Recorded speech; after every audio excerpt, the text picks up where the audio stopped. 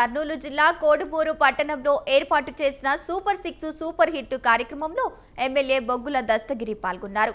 ముందుగా మహిళలు, ఎమ్మెల్యేలు కలిసి నరేంద్ర మోదీ, చంద్రబాబు నాయుడు, నారా లోకేష్, పవన్ కళ్యాణ్ చిత్రపటాలకు పాలాభిషేకం చేశారు.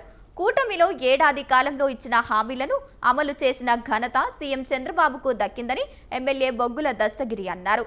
మహిళలకు స్త్రీ శక్తి పథకం కింద ఉచిత బస్సు ప్రయాణం కల్పించామని, తల్లికి వందనం ద్వారా ఇంట్లో ఎంతమంది పిల్లలు ఉంటే అంతమందికి తల్లికి వందనం పథకం ఇచ్చామని తెలిపారు.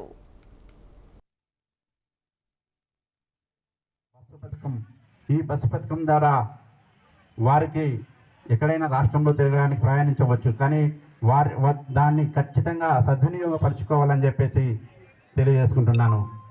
నారా చంద్రబాబు నాయుడు గారు మీ యొక్క ప్రతిదీ అంటే మహిళలని వారికి భద్రత కూడా కల్పించాలా. ఆయన హయాంలో ఎప్పుడైనా కానీ స్త్రీలను చాలా గౌరవంగా చూసే వ్యక్తి నారా చంద్రబాబు నాయుడు గారు. అలాగే మన రాష్ట్రంలో తల్లికి వందనం అనే కార్యక్రమం ద్వారా చాలా మందికి ఇంట్లో ఎంతమంది పిల్లలు ఉంటే అంతమంది